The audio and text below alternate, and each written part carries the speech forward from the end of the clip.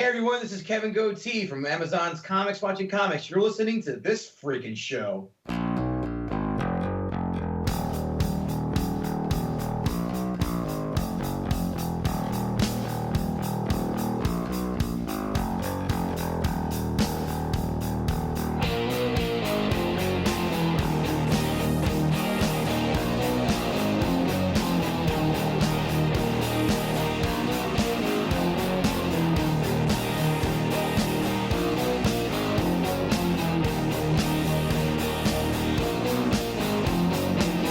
What's up, everybody? I am Travesty.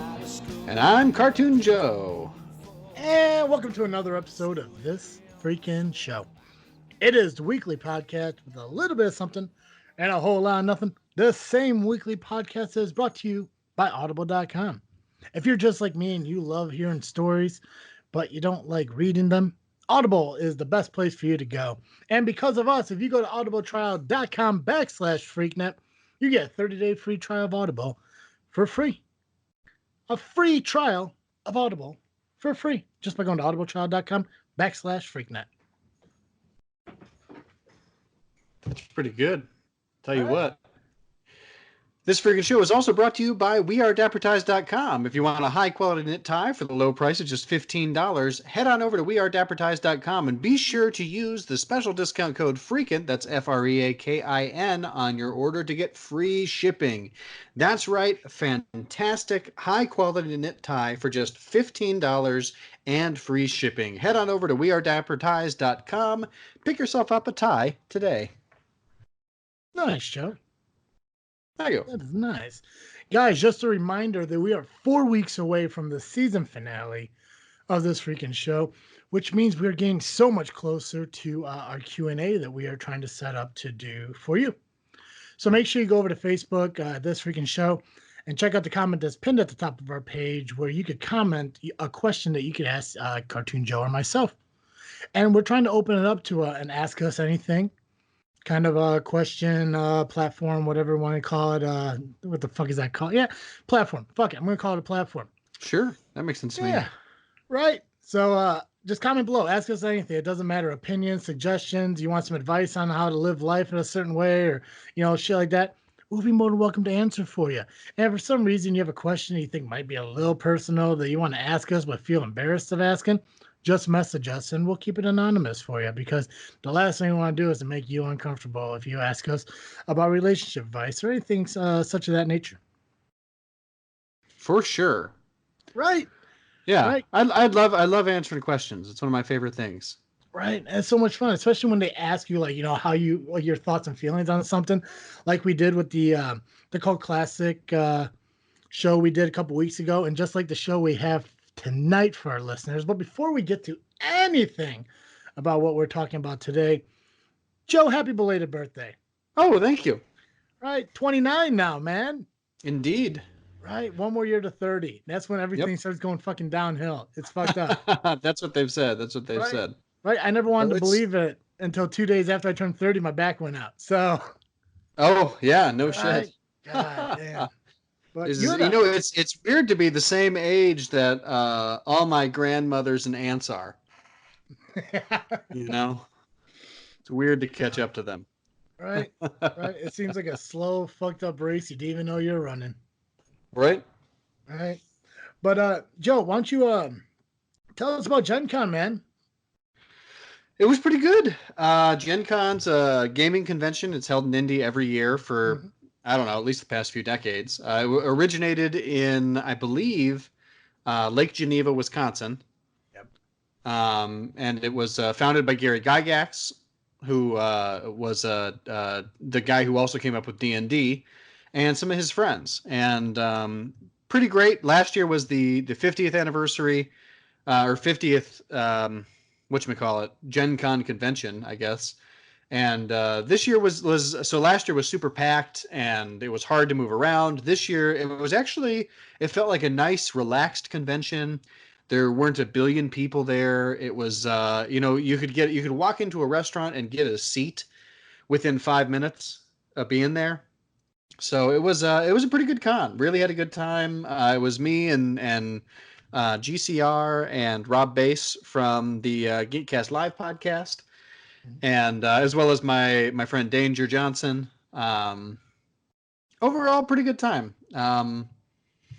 Yeah, I'm not sure. What would you like to know about it? We played some board games. I bought Dinosaur Island, which is a game I've had my eyes on for a little while. Well, I'm not asking you to tell me about Gen Con. I just want to know what GCL did at Gen Con. Like, what'd you guys do for the weekend you're there, and anything exciting? I know you mentioned you were, I don't know if it's called beta testing some games or something like that, or you're doing a live podcast on location. As, do you feel like you want to talk about any of that shit? Do you just want to blow past it? We could ignore it if you want. Sure, I'm happy to talk about it. I'm just trying to give you a platform here, Cartoon Joe. Yeah, I appreciate it. It's Come on, just, it's CJ. a long weekend. So many things happen, Give me, So, give me the. How about this? yeah. Give me the top 5 highlights of the weekend. Top 5 highlights of the weekend. 1, we played a game that GCR kickstarted called Set a Watch. The makers of the game were there, and great game. Played it probably 6 times. 2, we did our annual live show at Lockmiller's. In traditional fashion, we had technical difficulties, and so it didn't end up actually being live. But we did do it on location at Lockmiller's with our setup. We had some random hangers on at the bar come participate. We had the waitress come participate. So that should be up. It was a good time. 3, Nikki Blaine's. Every Friday night of Gen Con, we head on over to Nikki Blaine's, which is a cigar and cocktail lounge in Indianapolis, to celebrate our guy Mitch Gittleman, who is one of the CEOs of Harebrained Schemes. And great dude, a lot of fun. This is our 3rd annual Mitch Gittleman night. If you're ever in Gen Con on the Friday, head on over to Nikki Blaine's. You'll probably see us there. Come have a cigar, come have a drink, come have a bite of our meat plate. 4, I can't stress enough how great it was to have fewer people this year. It was a really, really very comfortable, relaxed con, to the point where I think that I'm going to talk Lady Science into going next year for at least one day. Most of the reason she doesn't go is there's usually too many fucking people. Mm-hmm.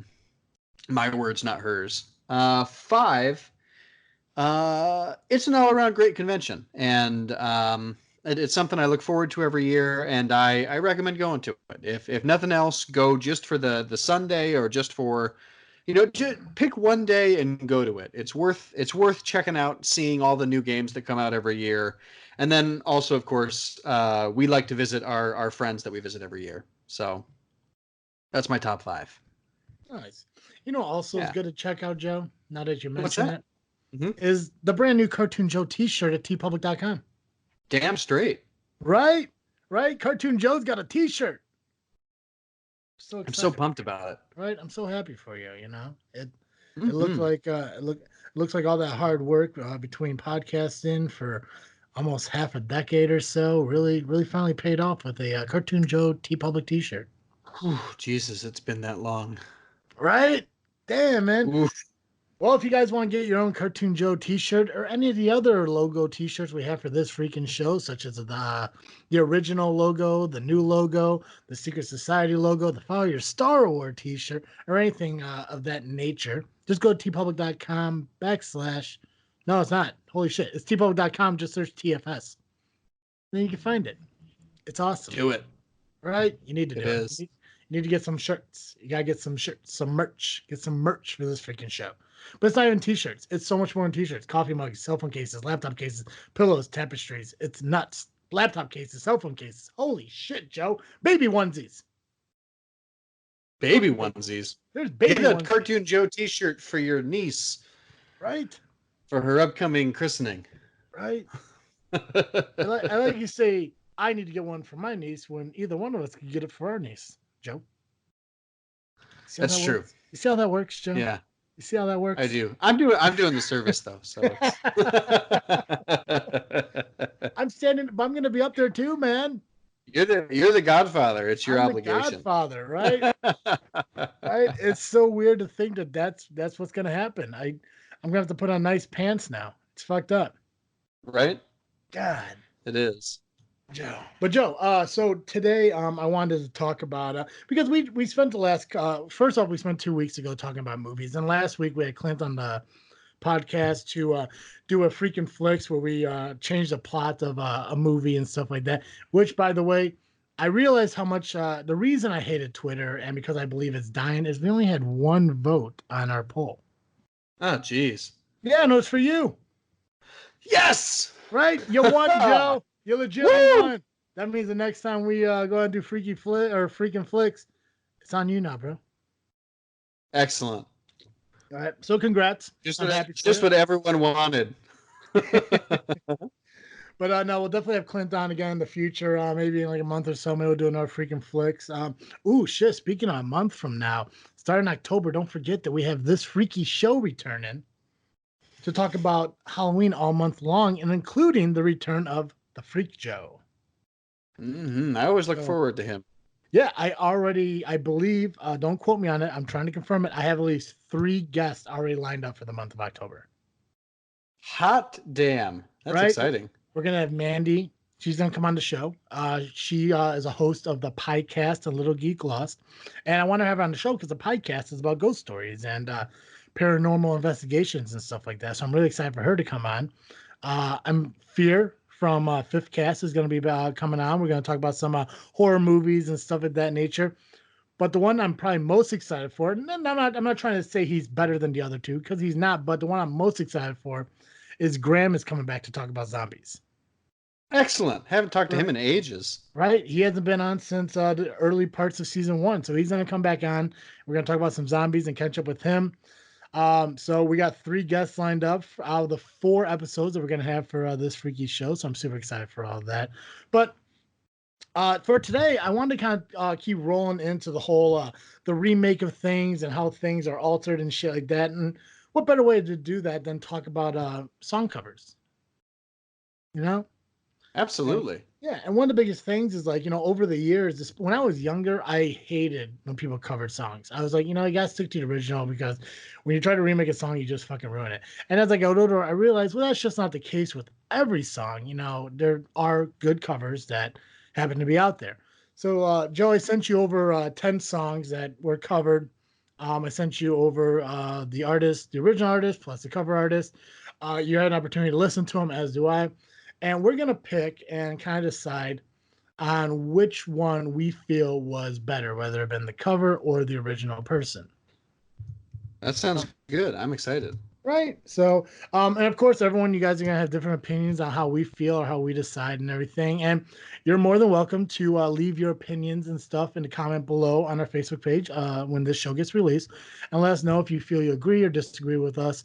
And who knows, maybe me and Joe disagree with each other because we didn't come to a mutual understanding on these. We're going to find out our answers for this right now, the same as you guys. Right. So I want to start with the first one here. Probably the one that I hear that people hate the most covered is Africa, originally done by Toto and covered by Weezer. Yeah. I heard the moment this came out, everyone started hating it so fucking much. And I actually have to agree with them because I like Toto's original a lot better than Weezer's. And I'm not sure I'm not sure why so much other than the fact that it's fucking Weezer. Right. Right. I mean, that's Beverly Hills and shit like that. And for me, it's not a band who should be doing a song like Africa. I can't remember what Weezer's cover sounded like, so I'm trying to find it. I remember hearing it the first time and being off-put by it. So I generally feel like I agree with you, but I wanted to double check. For some reason, Spotify's not working with me. Fucking Spotify. It's killing me, man. Mm-hmm. I do love it, though, because you can't find our show on Spotify. That is true. That is damn true. So if you had to choose right now, just for the time being, until that Weezer cover comes up, would you choose Toto over Weezer, or do you really think there's a possibility? I'm pretty sure I would choose Toto over Weezer for most things. I got you. Okay, how about the next one here? Come Together, originally done by the Beatles, covered by Gary Clark Jr. And if you guys don't know the cover, Gary Clark Jr.'s cover of Come Together, it's the song that's in Justice League, which is my favorite. I actually enjoy the cover more just because it has that more hard rock feel to it, and I'm more of a hard rock person. Plus, I've never been a huge fan of the Beatles to begin with, so. See, I generally am such a big fan of the Beatles. There are very few covers of their songs that I like better. Gotcha. It's come together one that you prefer the original over the remake, the cover. I haven't had a chance. That's one I haven't had a chance to listen to. You're killing me, Joe. I know. I'm sorry. It sounds like something I would like better because I do like a hard rock cover. Did you ever see the Marvel Justice League? Nope. No. I also haven't seen the DC one. Yeah, I guess the DC one. I guess it is DC. Holy shit, what a day. It's weird. Like, I feel like I'm not all here, but it's fucking daylight out for the first time ever recording a podcast. And yeah. Anywho. It could be disorienting. Right. So I don't know. I like it. Joey, when you get a chance, definitely listen to that one. I think you'd probably actually like the Beatles. I'm gonna guess which one you like the most out of all of these. Because I'm gonna try to guess if I know what your like flavor of music is, because I feel that you're more of a classic, like low tempo kind of guy when it comes to music, which I could be completely wrong. Generally speaking, I will say I just listened to the just the first couple of seconds of Gary Clark Jr.'s, and I think I would like it better. It's so good. It has such that metal feeling to it. Next one, and it's great. Yeah. The next one, When You Say Nothing at All. I love this song. Has a different meaning to me. As a meaning to me that like really hits me in the feels. But it was originally done by Keith Whitley, but it has been remade by Alison Krauss and also remade by Ronan Keating. So it's kind of a double cover song kind of way. But what's cool is if you go onto YouTube, you can type in When You Say Nothing at All, Keith Whitley, Alison Krauss, and somebody actually spliced the song together with them singing it as a duet, which unfortunately Keith Whitley, I believe, passed away from alcohol poisoning many, many years ago. So they can never actually really do the duet, but the fact that somebody actually spliced it together, that was really cool. But I actually like Keith Whitley's version of it, the original version of it, personally. And it's a country song, so I love it no matter what. Yeah, I think I like the cover better only because it's more familiar to me. Which one? I actually Cross cover or the the Alison Krauss one is the one that I didn't realize that it was the cover because I've heard the Alison Krauss one so much. Yeah, what's weird is too, if you ever go and listen to it, and Keith Whitley and Alison Krauss, and the version that they do, there's a lyric in there that says, "Old Mr. Webster can never define what's being said between your heart and mine." But when Ronan Keating covers that song, he doesn't do that part, which is weird because I really like that part of it. For some reason, that's my favorite lyric of it, and I don't know why. It's about dictionaries, and I don't fucking read. Life is a Highway, originally done by Chris Ledoux, remade by Rascal Flatts.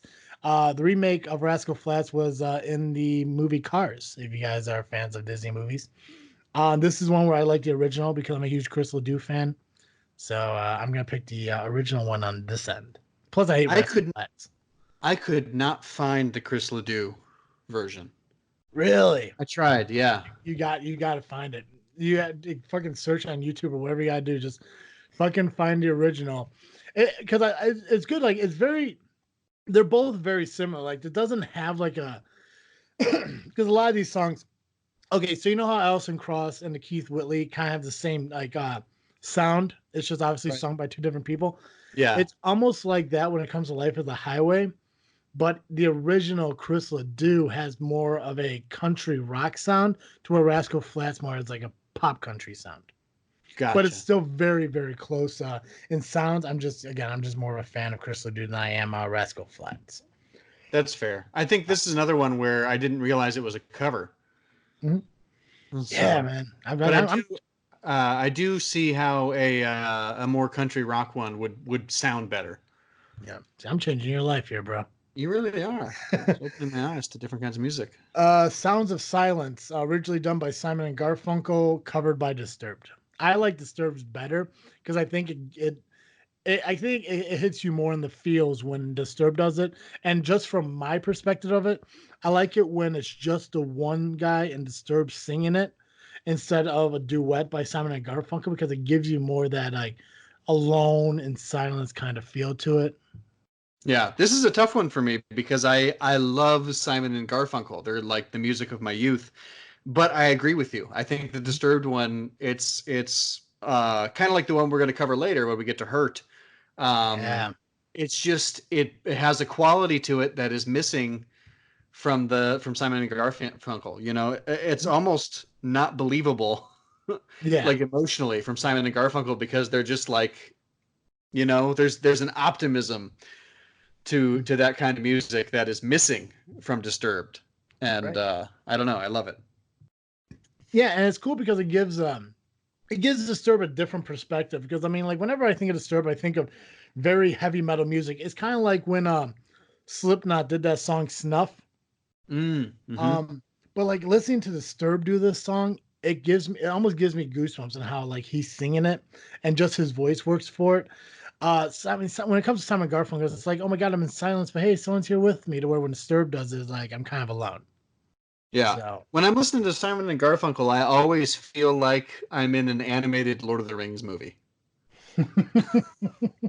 Like it feels like it's always The Hobbit from 1976. All right, If I Were a Boy, originally done by Beyonce, covered by Reba McEntire. This one was hard for me because I hate the song and I hate fucking Reba. Mm-hmm. Mm-hmm. Um, I'm only gonna choose Reba just because I'm more of a country fan than a pop fan. But Beyonce did do a good, sure. I mean, obviously it's her song, so it's gonna Right. be great when she does it. And I honestly like not being a Beyonce fan, not being a pop fan. It's hard to find a Beyonce song that's not really good to begin with, but I still like Reba's version of it just because it has a country twang to it. Yeah, I feel similarly. I like Beyonce's better mostly because I don't really like Reba that much. Right? I There are don't like. very few songs Reba does that I Yeah, let me. like. Do you have a specific reason why you don't like Reba? Because I can tell you exactly why I hate fucking Reba. Her voice. I don't like her Really? voice. See, I Yeah. like her. I like her voice. Like, if you ever hear the song "God's Will." Oh wait, one second. Okay. No, I'm sorry. No, that's Martina McBride. Listen to the song "He Gets That From You." That's a good Okay. song. That is probably the only song I like by Reba because the only reason I hate fucking Reba is because no matter what she does, whether it's an album, whether it's almost every song she does, or even the 3 TV shows that she's fucking been on, or the many TV shows that she guest spotted on, every single one of them have the same kind of fucking feel to it. She's a fucking ex-wife who got cheated on by her husband, who fucking Mm-hmm. overcame it and became a better person. And that's the theme to Right. everything she fucking does. Which, granted, yes, everyone says that the best thing that you could do in life is just pull from true events and true things that happen to you, and it'll give you the best product. She has beat that shit to death, Yeah. and it annoys the fucking. I told my mom that because my mom's a huge Reba fan, and freaking Reba is going to be in the area here soon, and more power to mom going. But I told her, I'm like, why do I want to go see that? All she doesn't do is talk about her fucking ex-husband that left her 20 fucking years ago after she fucking Right. got cheated on, and she was all slumped down and everything, but she overcame it.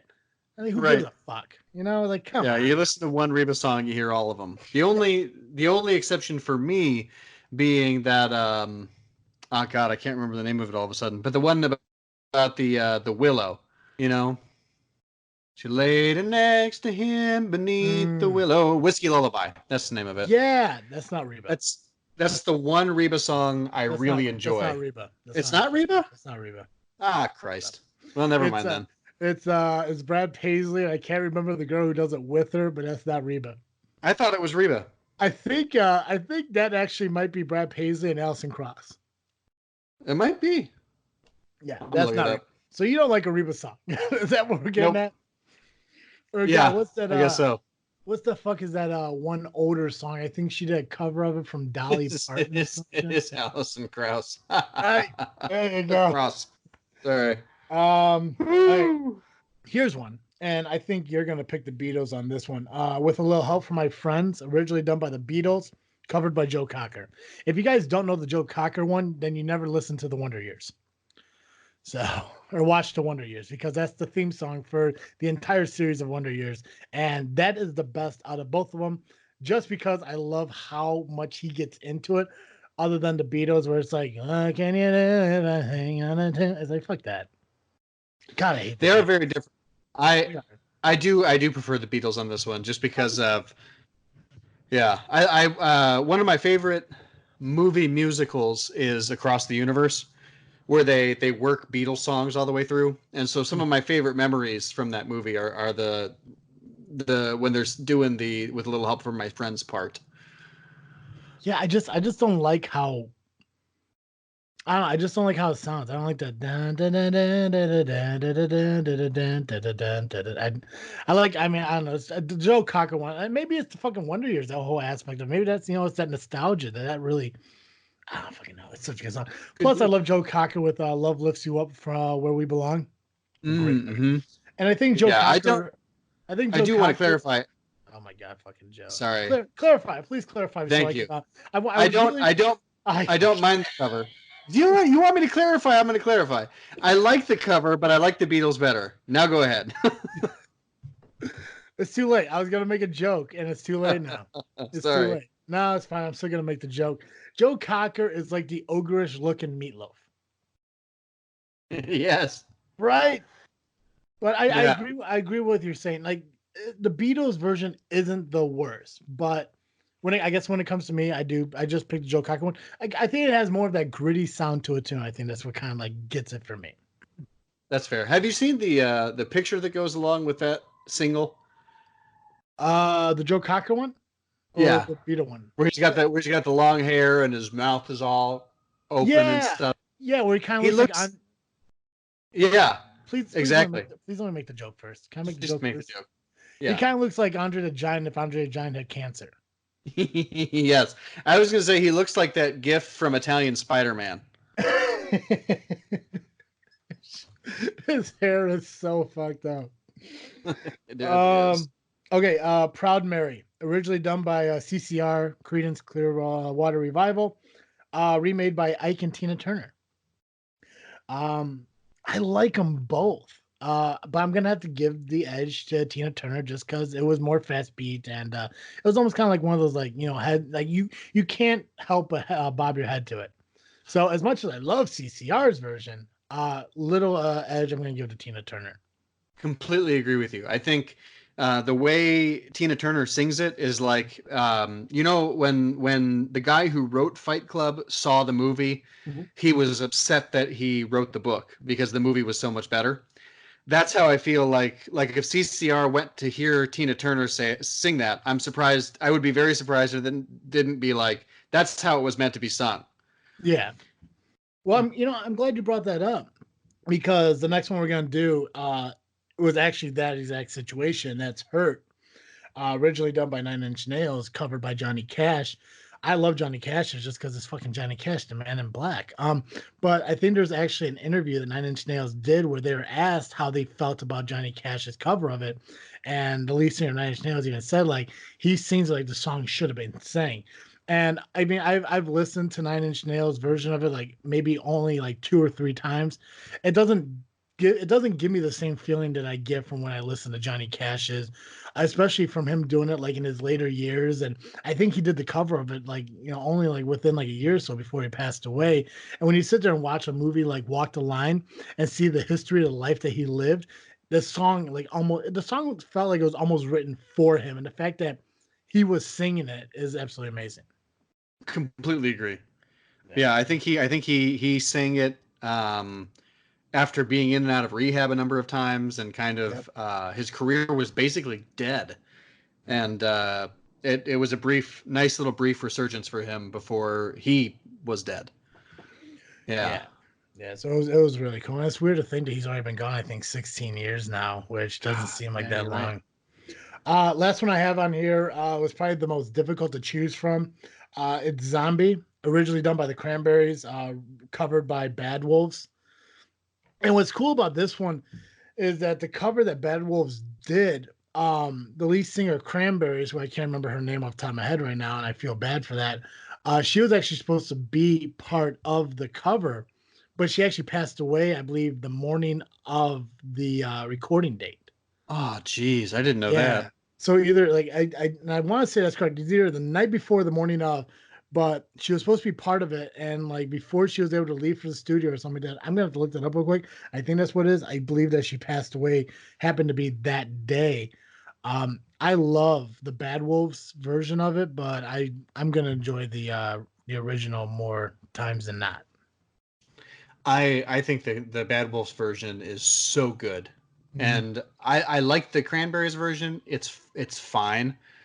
I love the Bad Wolves version. Right. And I like it. I like how in the part where they talk about the date, he changed it to 2018. So I thought that was cool. Hmm. But see if I could find the information about that. Were there any that maybe I didn't mention that you would think of, Joe? Um, None that come to mind immediately. There is a little bit of like um,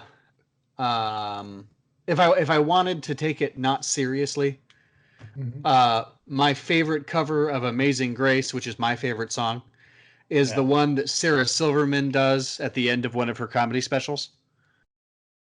Really? Um, yeah, because it so that's that song. It's one of my favorite songs. It's my favorite probably worship song ever. Among other things. But people almost only ever use it for funerals. And so everyone's like, oh, that's a bummer of a song.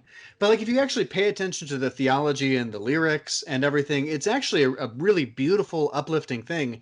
And so when she performs it at the end of her comedy special, she instead of it being Amazing Grace, how sweet the sound, she puts Mhm. it to like almost like a carnival music where it's like I gotta remember how it goes because I of course singing the thing um, I can't remember. It's more like the like a New Orleans jazz music, and it's so much more cheerful and friendly. And she does some stuff with it that's a little vulgar, but I love. So I don't know, like something like that is something that I really enjoy. I'm trying to think there was another one that popped up for me as I was saying this too, but it's gone now, so I'm just gonna let it die. I gotcha. So I can't find when the recording took place, but I guess she passed away from drowning in her tub from alcohol intoxication. That's kind of sad. Ah, that is sad. So the song was released. Bad Wolf's cover was released on January 18th, 2018. And let me see when she passed away. Not to get all morbid about it, but fuck it. Yep. While you're doing that, I also do love Puddle's Pity Party. He's like a 7 foot clown, and he's a sad clown. I enjoy most of his covers of songs. Just in general, he does like "Creep" by Weezer, and he does that one song by 21 Pilots that everybody knows, and he does a version of Sia's "Chandelier" that is my favorite version of that. Um, Really? yeah. Yeah, I did. Like I was just kind of googling before we did this. I just googled like best covers, top covers, whatever, and I found like a list of 50, and I just felt I picked the top 10. I think we had a better chance of listening to, and what was some of them that were like very similar, but some of them completely far apart and everything. By the way, she passed away 3 days before the release. So, Oh, gotcha. um, but I mean, there were more. That song "Hallelujah" was covered by so many Oh. different people, which Mm-hmm. is a phenomenal song. I think Buckley was the one that probably did that people know the most about. Mm-hmm. Um, but yeah, I mean, I like. I mean, like growing up. I'm glad I started appreciating covers a lot more because if I was set in my ways and shit, I'd never be able to get over.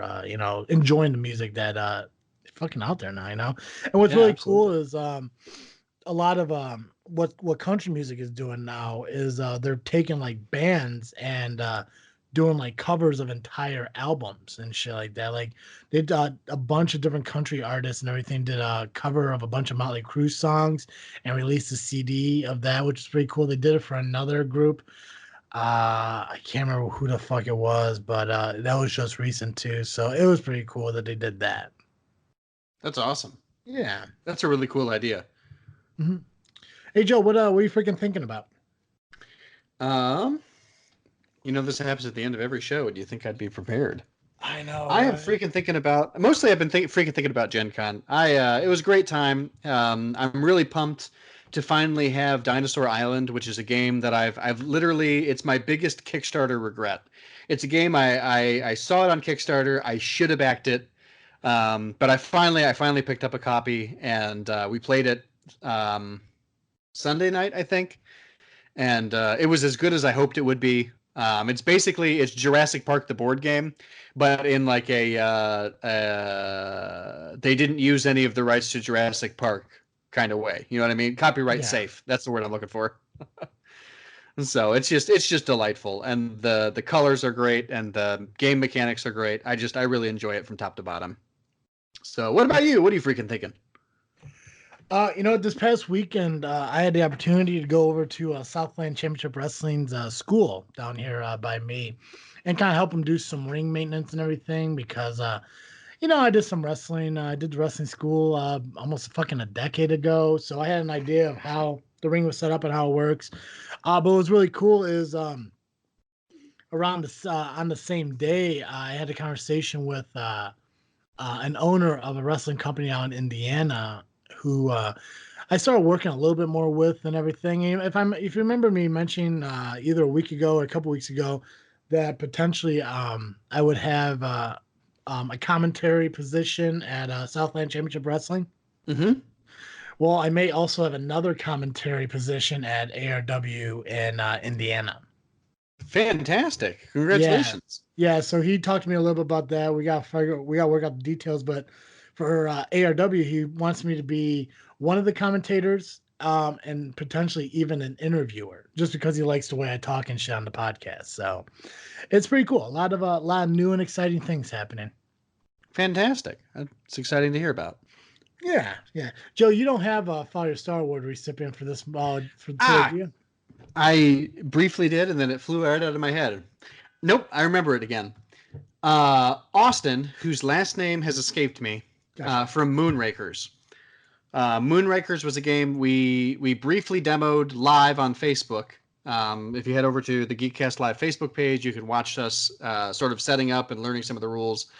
But the designer of the game, his name is Austin. He did a fantastic job. The game is going to be really good. You can find it on Kickstarter, I think sometime in September. And it's called Moonrakers. Really enjoyable game. Very, very good. Really had a good time playing it. Nice. Yeah. Nice. Congrats, Austin. Last name pending, whatever. Yeah. For being a recipient of the Fire Star. And the best thing you could do, Austin, when you receive the Fire Star Award is go to tpublic.com and search TFS and get your Fire Star Award shirt today. Damn straight. Right? Because those are available there. And of course,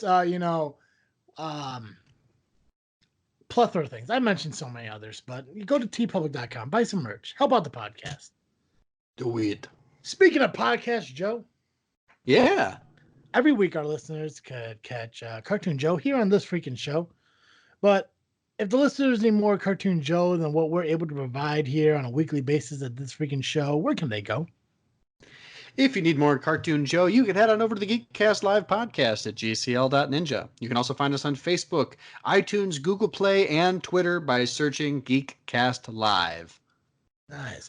Guys, remember 4 weeks away from the season finale. Go over to Facebook, comment on the pinned status at the top of the page. Leave us a question that you want us to ask. Literally ask us anything other than social security numbers and shit like that, because that'd just be crazy for us to answer.